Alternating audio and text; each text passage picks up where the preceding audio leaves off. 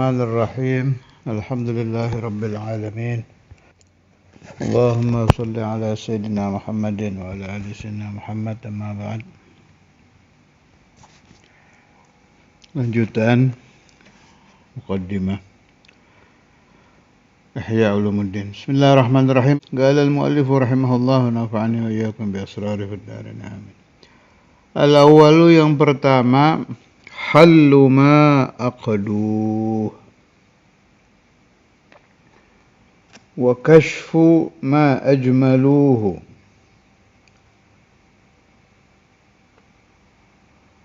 walakin yatamayyazu hadzal kitabu anha bi khamsati umurin. Al-awwalu hallu ma aqduh, mengurai apa-apa yang mereka yakni para ulama, aqaduhu, mengikatnya, fi kutubihim, maksudnya belum terurai, masih terikat pemahamannya. Wa kashfu, dan membuka, ma sataruhu, ini sama syarahnya saya tambah dikit untuk memudahkan paham. Wa kashfu ma, dan membuka apa-apa, sataruhu, yang mereka para ulama menutupnya. Hebat Imam Ghazali deh, Masya Allah.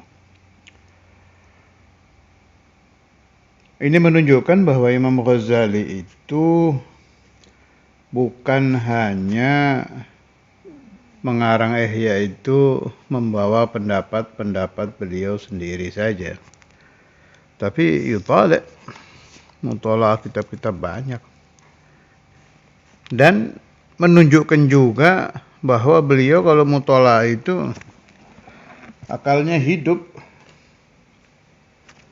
Ya ini coba ini, mana bisa orang ngomong begini kalau enggak tenggelam betul di dalam mutalaah. Sampai tahu pembahasan-pembahasan yang diikat enggak jelas, butuh diuraikan lagi. Ada lagi pembahasan, ini ulama-ulama besar loh yang beliau nilai ini, yang ditutup oleh para ulama. Wah, ini jangan ditutup nih, harus dibuka nih, penting ini. Wa tafsilu ma ajmalu, yang diglobalkan oleh ulama, ini harusnya jangan global, ini harus rinci. Tapi yang hebat lagi, di dalam beliau berbeda pendapat dengan ulama-ulama besar ini, beliau robah tetap dengan ikhlas, tetap dengan sofa, bersih hati, tetap dengan menjaga adab kepada beliau itu.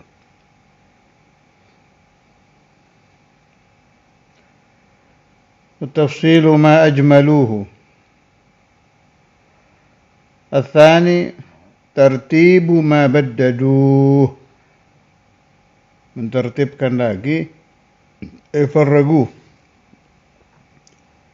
apa-apa yang dipisah-pisah oleh para ulama ditertibkan lagi oleh beliau. Faedah-faedah ini tercerai-berai, lebih gampang difaham kalau diletakkan di satu bab tersendiri. Nah, itu diambil oleh beliau. Saya jadi ingat cerita dari ba'du masyaikhina dulu. Kan ba'dul awliya dari Habaib Tarim, saya lupa itu dari Tarim apa dari kota lain, min Hadramut, min Ali Abi Alawi. Beliau kepingin mewariskan kepada Al-Alawiyin ini satu kitab yang jami',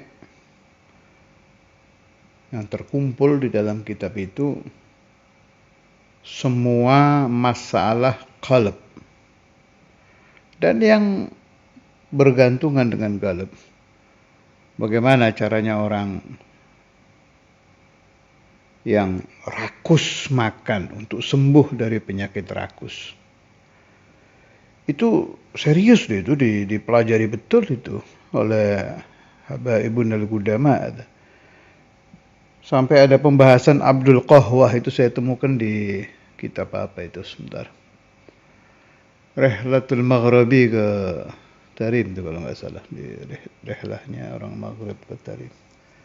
Yang melihat di satu rumah ada satu anak, yang nggak anak kecil sih, sudah remaja gitu, nggak tenang duduknya, kayak lagi nahan sesuatu itu.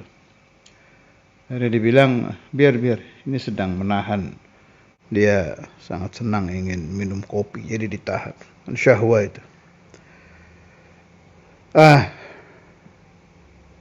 Tarbiyah batiniyah yang ada di Habaibun al-Gudama, Habib-habib zaman dulu, Alawiyin ini bagus-bagus, wajib-wajib. Taqlilul akal, berapa banyak itu dari Habaibun al-Gudama yang makannya cuma at-tamru wal ma'. Baca aja di kitab-kitab Alawiyin yang kuno-kuno itu. Itu kan sudah masuk riyadhah, menyedikitkan makan dan minum. Tagrirun nom, bahkan wakam-wakam yang sampai tidak tidur sampai berhari-hari.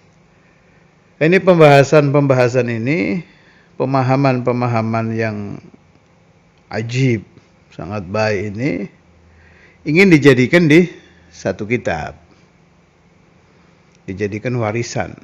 Khawatir mereka, kita sekarang berhasil mematahkan hawa nafsu syaitan dunia, berhasil lulus sampai menjadi wasil musil, tapi bagaimana anak cucu kita? Sepakat mau dikumpulkan jadi satu kitab. Nah, tengah-tengah beliau-beliau itu mau mengarang kitab. Kenapa saya sebut beliau-beliau? Jadi nanti setelah ini saya bahas. Saya teruskan dulu cerita tadi. Setelah mau menjadikan satu kitab, Ihya Ulumuddin. Datang kitab Ihya Ulumuddin sampai ke Hadramut, akhirnya nggak jadi. Pas dilihat, khalas, ada yakfi.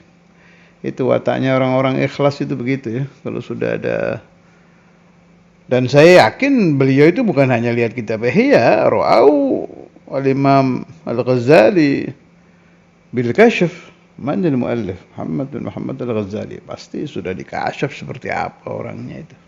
Jadi begitu. Setelah datang Ihya, sudah nggak jadi bikin itu wasiat-wasiat tentang masalah galab dan lain-lain. Nah, tadi saya katakan beliau-beliau itu ingin mengarang. Jadi sering, ini bukan hanya di habaib, di aulia pokoknya, di ulama-ulama yang ikhlas itu, satu kitab dibilang mu'alifnya fulan, padahal aslinya banyak itu. Itu yang saya dengar dari Syekhuna Abu Yahya itu, karangan Imam Nawawi Banten itu kan banyak kan, kathir kan, muntasyir, mu'alafat Imam Nawawi.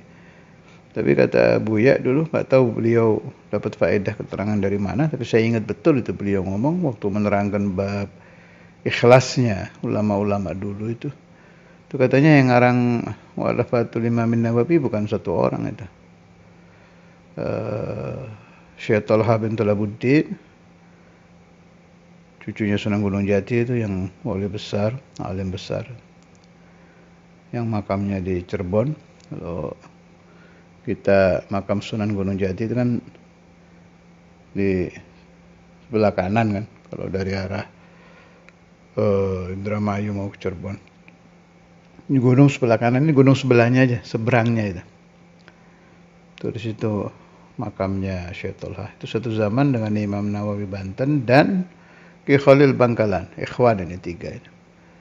Jadi fawaid-fawaidnya itu banyak, tiga dijadikan satu, jadi satu kitab.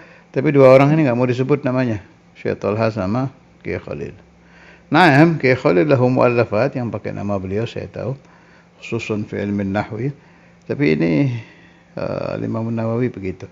Itu keterangan dari Syekhuna Abu Yahya. Saya tambahkan di sini, la'allal maksud itu mu'allafat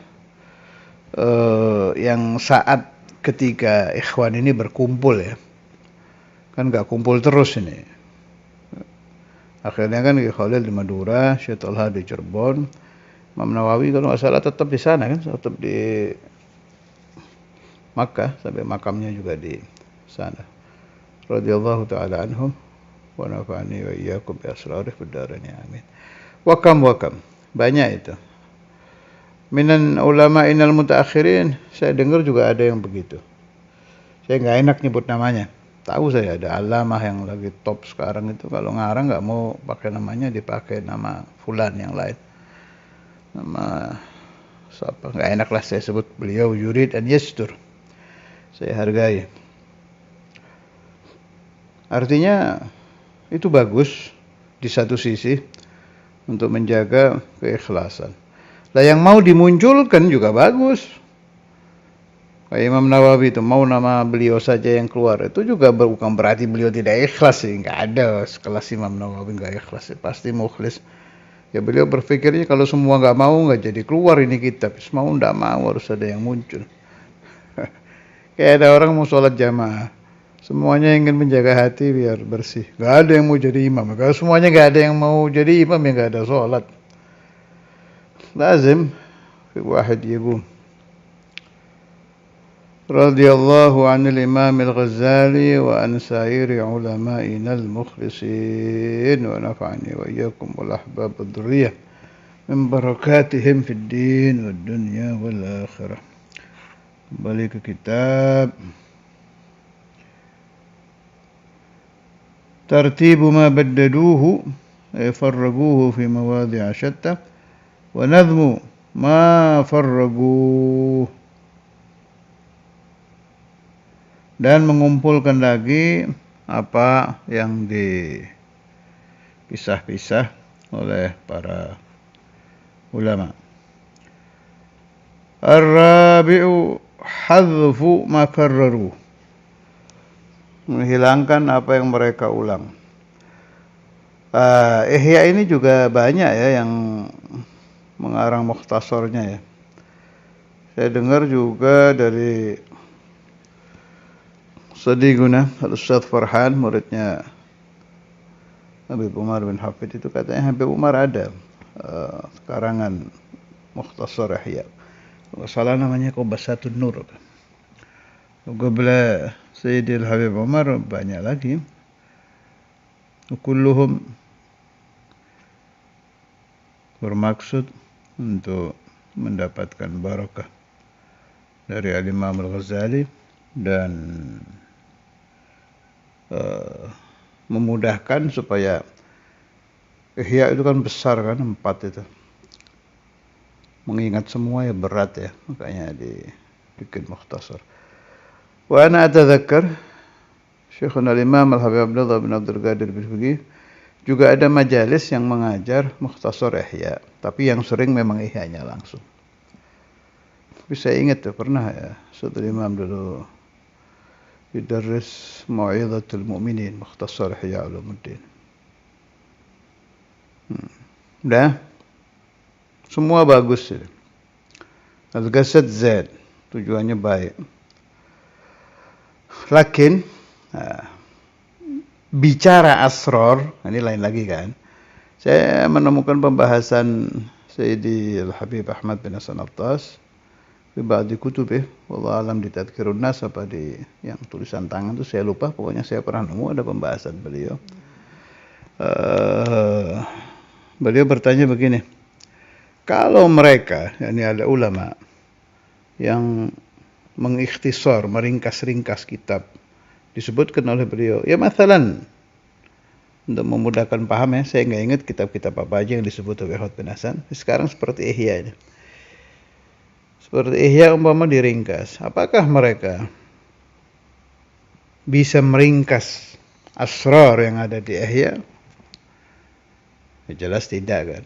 Itu pertanyaan yang tidak membutuhkan jawaban. Ada lagi sisi pandang Habib Ahmad bin Hasan Attas. Orang-orang seperti Imam Ghazali itu kan qalbuh muttasil billah kan. Itu wajami'ul awliya hakadha, ulama al-mukhlisun as-salihun itu kalau nulis kadang berhenti, doa dulu. Itu yang dibilang sama Habib Ahmad bin Hasan. Apakah mereka juga bisa meringkas da'watus salihah? yang terjadi ketika pencatatan kitab-kitab itu, ketika beliau-beliau itu mengarang. Kam wa kam, tengah-tengah mengarang, hadar malaika. Minhum Syekhuna Ki Said hadza lamma alaf kitabahu, apa nama kitab karangannya Ki Said yang tauhid bahasa Jawa itu. Ta'limul Mubtadi'in. Hadar Sayyidina Izrail. Juga memberitahu bahwa umur beliau sekian apa. Yang tahu cerita lengkapnya Syekhuna Ki Ahmad. Al-Muhim, beliau salah satu ulama yang saat mengarang itu dihadiri malaikat, hadar Rasul sallallahu alaihi wasallam. Bisa dimasukkan di mukhtasar itu kejadian-kejadian itu? Jawab jelas tidak. Bagaimana pendapat kita ini menyikapi ini? Dua-duanya aulia ulama. Yang mau bikin mukhtasar itu ya ulama dan aulia. Habib Ahmad bin Hasan juga ulama juga aulia. Mana yang benar? Dua-duanya benar. Dan dua-duanya punya niat yang baik. Dan tidak bertentangan ini. Habib Ahmad bin Hasan ini sedang membahas al-asrar wal anwar wal da'watul hasilah wa hudurul alwah. Ini sedang membahas itunya. Dari sisi itu memang gak bisa diikhtisar. Lah ulama-ulama yang membuat mukhtasarat ini tahu kalau kelas-kelas kita ini gak cerdas kayak orang dulu. Boro-boro 4 jilid ya Ulumuddin di luar kepala. Satu pasal aja yang teringat paling berapa masalah. Berapa kali inti hatam Ihya? Sekian kali. Yang kalau Ihya ditutup, yang tersisa di kepala ada berapa? Ya Allah, la haula wala quwwata illa billah. Kelas kita ya, kelas ahli nisyan. An-nasi. Apa maqalatul Arab? Awalun nasi. Yani al-insan mahalul khata' wan nisyan. Itu butuh mukhtasar memang. Butuh mukhtasarat. Penyakitnya orang yang membaca mukhtasarat dan mempelajari mukhtasarat nggak mau lagi membaca aslinya, ini sumbernya, induknya. Ini keliru. Mukhtasarat dipakai untuk hafalan dan memudahkan ingatan. Jadi ngeringkasnya itu kita bisa lebih enak. Tapi al-asal itu jangan ditinggal. Allah, kalau saya nih paham saya, setiap huruf dari kitab-kitab al-ulama al-mukhlisun, apalagi yang wali-wali kutub kayak Imam Ghazali itu, setiap hurufnya itu mengandung barokah. Dipegang satu hurufnya, ya itu ada barokahnya sudah. Fihi sir. Fihi sir wal barakah. Kullu harf. Dan bukan hanya Ihya, asal kitabnya wali ya. Ada juga pembahasannya Sayyidi Al-Habib Ahmad bin Hasan Attas. Waktu itu beliau menyentuh satu kitab. Lihat aja di Tadhkirun Nas ya, ingatan saya nggak terlalu kuat. Saya itu suka ingat mafhumnya saja, sebab otak saya tidak terlalu cerdas. Sedang. Jadi kalau mafhum ya ingat, alhamdulillah.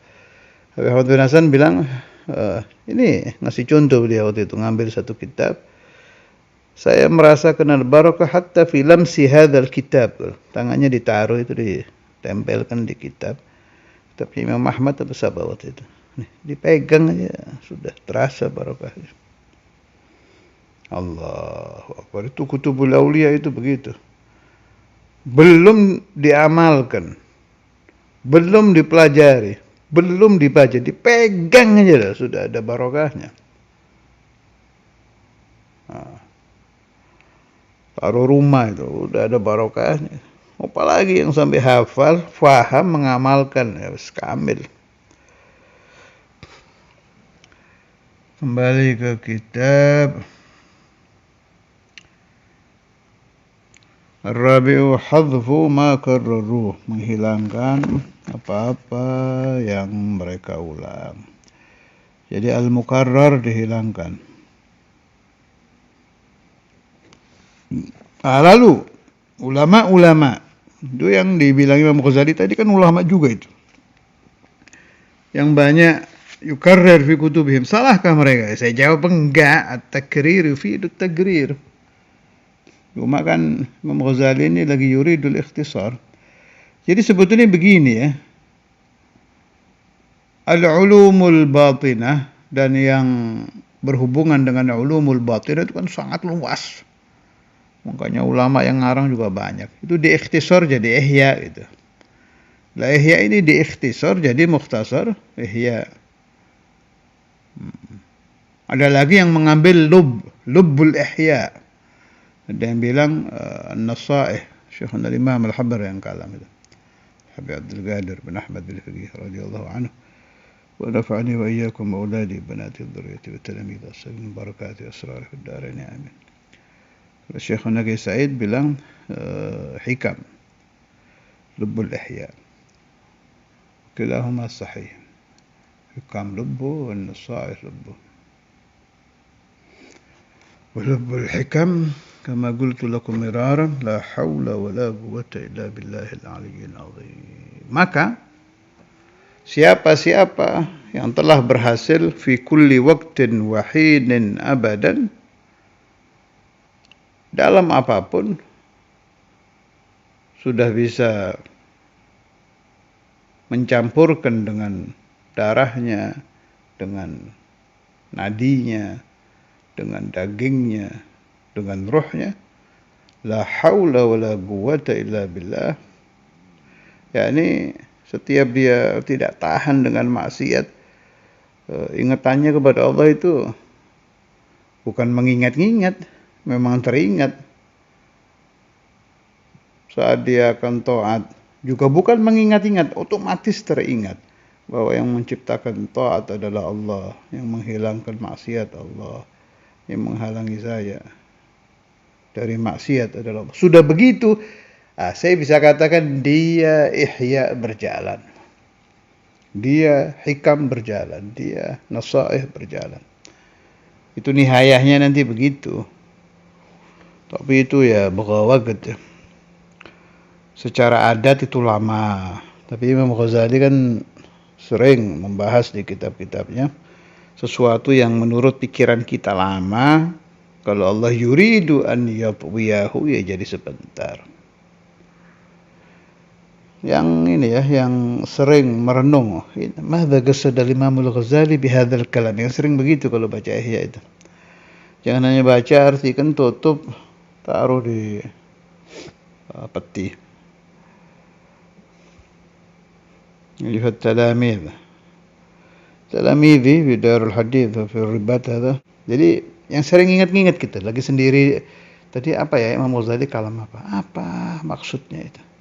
Itu kan kadang kita di depan kitabnya masih enggak paham juga. Madza yaksid. Itu nanti Allah yu'inukum wa yaftah 'alaikum al-futuh yang diinginkan Imam Ghazali itu apa? Dan itu al-auliya mithlu hadha. Kalau ada orang mengingat-ingat kalamnya, tahu beliau fi barzakh yafham. Dan akan yumiddukum bimadadin min indih, supaya antum faham bisyartil ikhlas ya. Bisyartil ikhlas. Itu kan ada ceritanya itu di syarah bidayah yang Imam Syafi'i memberikan madad kepada orang yang lagi debat yang menyalahkan kalam beliau itu. Nah, dari situ bisa difahami bahwa haula mayanamun fi barazikhihim wa yafhamun, faham betul siapa yang yaqra kutubahum. Makanya ada ajaran tertibul Fatihah sebelum membaca kitab-kitab wali itu kan ke sana. Biar walinya itu ikut bantu kita memahami karangannya. Saudara Imam juga sering kan ada di bukunya Ma'alim Ramli itu saya temukan Saudara Imam kalam sama Ma'alim Ramli. Limadha al-yum al-majlis, waktu baca kitab apa gitu saya lupa, itu banyak buka, yakthur al-buka kata Saudara Imam. Ada mu'allifu hadar, karena pengarangnya hadir kata beliau. Karena yang ngajarnya wali, kitab yang dibaca juga kitabnya orang wali, hadir. Lanjut, al-khamisu yang kelima, tahqiqu mentahqiq, menyatakan umurin ghamidatin, perkara-perkara yang dalam, i'tasat yang sulit, alal afham bagi pemahaman-pemahaman, lam yuta'arrad laha fil kitabi aslan, yang tidak diterangkan laha hanya kembali ke umur, fil kitabi di dalam kitab aslan sama sekali. Ya itu memang kelebihannya Imam Ghazali itu. Tahqiqu umurin ghamidah i'tasat al-afham, masyaallah. Jadi Imam Ghazali itu punya kelebihan, masalah-masalah tasawuf yang sulit kalau pakai bahasa fulan wa fulan wa fulan itu sulit, namanya juga tasawuf. Masalah hati, hati itu nggak kelihatan. Hati itu kan repot kan, hati itu ngomong loh, tapi nggak keluar suara. Hati itu melihat dengan mata hati, kan ada istilah mata hati, tapi ya nggak kelihatan matanya. Jadi ghaibi ya, nah itu keahliannya Imam Ghazali memang itu. Bisa menerjemahkan menjadi gamblang dan jelas urusan batiniyah. Terus ini masalah-masalah yang memang tidak boleh dibahas, nanti ada babnya itu. Tidak boleh dibahas oleh Rasulullah SAW tentang ulumul mukasyafah. Itu ngasih isyarahnya enak gitu. Apalagi pembahasan masalah ruh nanti ajib itu. Sangat ajib. Bahthul Imam Al-Ghazali tentang ruh kita yang ma'asyiral mahjubin ini jadi enak. Orang-orang yang nggak ada kasyafnya itu jadi rada-rada paham.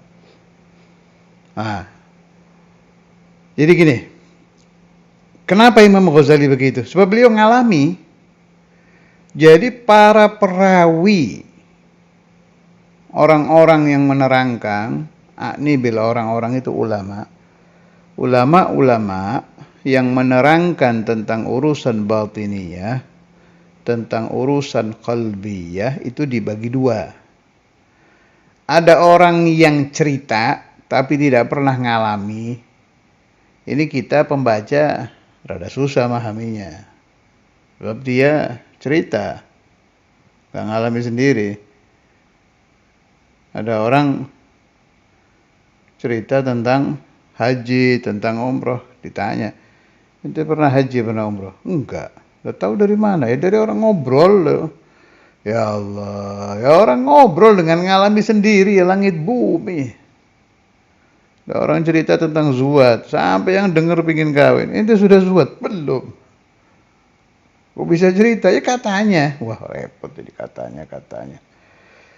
Begitu juga urusan batininya. Al-Imamul Ghazali ini ngalami ila an wasala ilallah. Dan beliau direm oleh beliau itu. Begitu nanti bahas tentang ruh, tentang ilmul mukasyafah, wah ini nggak boleh nih. Tapi ngasih isyarahnya enak. Nanti antum paham maksud saya saat sampai di babnya nanti. Masya Allah. Malikul Bayan oleh Imam Ghazali, raja urusan penjelasan. Dan ngalami itu yang paling penting itu. Jangan suudzon ulama-ulama yang ngarang tasawuf itu nggak ngalami loh, bukan kesana maksud saya. Haula juga yang wali-wali ya, yang wali-wali ngalami. Apa itu kata Profesor Quraish Shahab waktu beliau yasif Syekh Al-Imam Al-Habr Habib Abdul Qadir. Kurang lebih ya, saya baca buku beliau itu di muqaddimahnya, saya lupa nama bukunya apa itu. Ada yang bilang, keterangan beliau itu, beliau bilang yarwi Imam Al-Habr Habib Abdul Qadir bilang ta'limuna yalsa, hatinya murid itu kayak sengatan binatang yang menyengat. Jadi bukan masuk aja sampai terasa sampai ke dalam-dalam. Nah, Syekh bisa begitu itu kalau ngalami sendiri. Beliau ngalami sendiri, ila an wasala ilallah, baru yubayyin. Beda langit bumi, sangat jauh bedanya orang yang mengajar, pernah mengalami sendiri wusul ilallah, dengan orang yang mengajar baru masuk thariqah. Jangankan wusul ilallah, masuk thariqah aja baru. Wah, ya nggak bisa. Imam Al-Habr Al-Habib Abdul Qadir, meskipun saya tidak mendapati beliau, itu kalau kita baca kalam beliau yang dicatat murid-muridnya itu bisa terasa kita. Ini omongan orang yang arif. Kan ada istilah itu, ada wasif, ada arif. Kalau wasif itu bisa cerita tapi nggak ngalami sendiri. Tapi kalau arif billah itu bercerita dan memang mengalami sendiri. هدانا الله وإياكم أجمعين صلى الله على سيدنا مولانا محمد وعلى آله وصحبه وسلم الحمد لله رب العالمين.